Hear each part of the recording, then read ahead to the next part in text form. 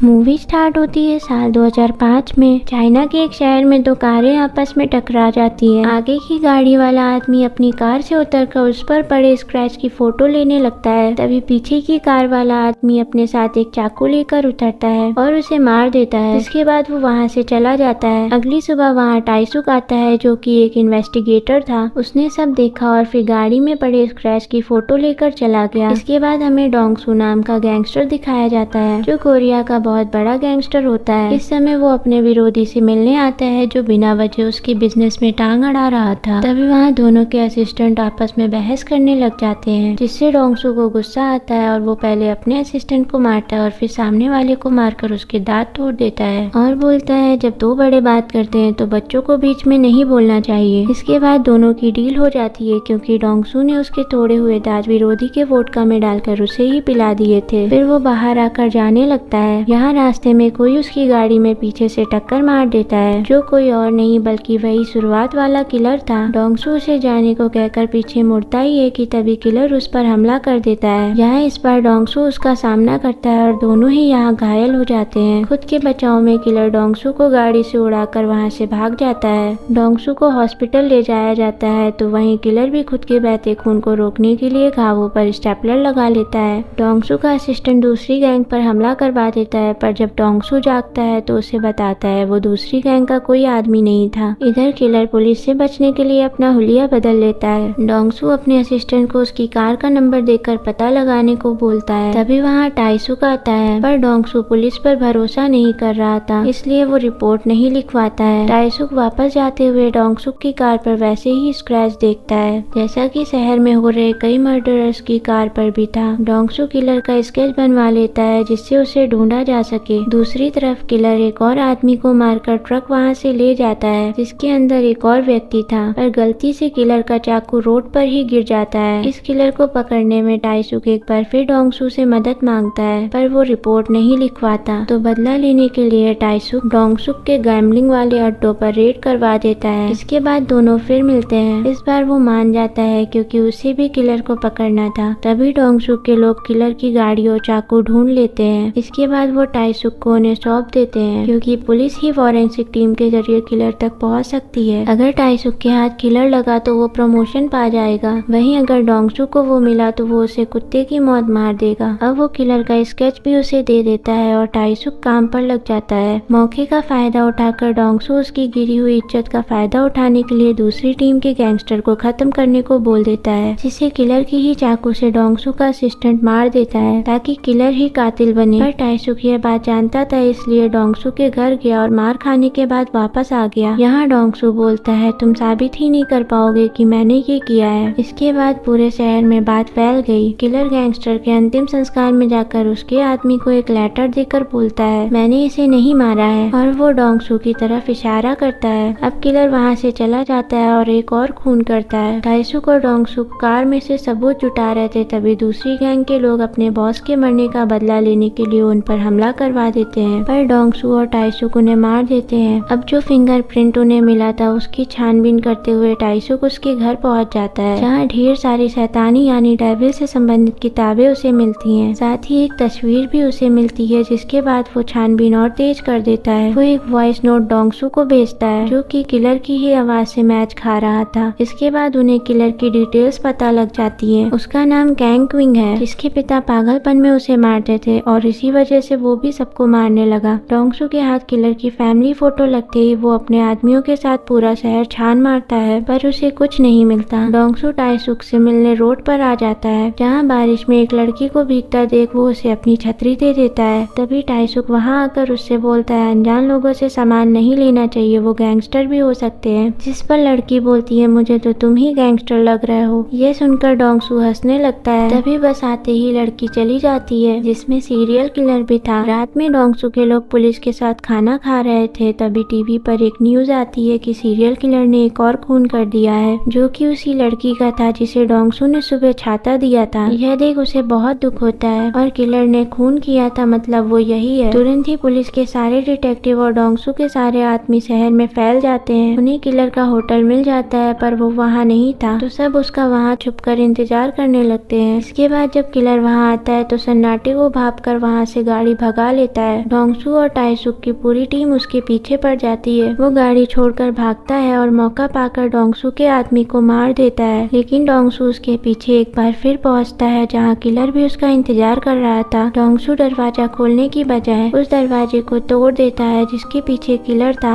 वो उसे मारकर घायल कर ले जाता है। टाइसुक उसे बुलाता है पर वो उसकी नहीं सुनता। डोंगसू उसे अपने वेयर हाउस ले जाता है जहाँ वो उसे बहुत मारता है, पर तभी शीशा तोड़ते हुए टाइसुक वहाँ डोंगसू को टक्कर मारता है और वो बेहोश हो जाते हैं, जिसके बाद वो किलर को ले जाता है और जेल में डाल देता है। पर उसका प्रमोशन इस बात पर था कि जिसे उसने पकड़ा है वो ही किलर है। पर किलर कुछ नहीं बोलता और टाइसुक खुद ही फ्रस्ट्रेट हो जाता है। उसने कोर्ट तक में खुद को बचा लिया, लेकिन तभी वहाँ आखिरी गवाह यानी डोंगसू आता है, जो यहाँ टाइसुक द्वारा रिकॉर्ड किए गए ऑडियो के बाद आया, जिसमें उसने गैंगस्टर का खून करने की बात मानी थी। पर कोर्ट भी गैंगस्टर की बात कैसे मानती, इसलिए वो अपनी चोटें दिखाता है। साथ ही उस लेटर का फटा हिस्सा भी दिखाता है जिसमें लिखा था कि ये खून मैंने किए हैं। साथ ही वो किलर पर किए हमले और चोट भी दिखाता है और इससे उसे आजीवन कारावास की सजा हो जाती है। यहाँ डोंगसू भी सजा पाता है अपने कामों की वजह से और टाइसुक का प्रमोशन हो जाता है। डोंगसू के जेल में जाते ही सब लोग झुक जाते हैं, पर तभी वहाँ बुक पढ़ते हुए हमें एक आदमी दिखाया जाता है जो कि वही किलर था। इसे देख डोंगसू हंसने लगता है क्योंकि जेल के अंदर आना ही उसका प्लान था, जिससे वो किलर को मार सके। यही शर्त उसने टाइसुक के सामने रखी थी कि अदालत में उसे जेल भेजते ही उसे मैं मारूंगा। इसलिए टाइसुक ने दोनों को एक ही जेल में रखा था। अंत में जेल में किलर के नहाते वक्त डोंगसू एक रस्सी लेकर उस तक जाता है और बोलता है, चलो वो खेल खत्म करते हैं जो तुमने शुरू किया। वो उसे मारता उससे पहले ही मूवी एंड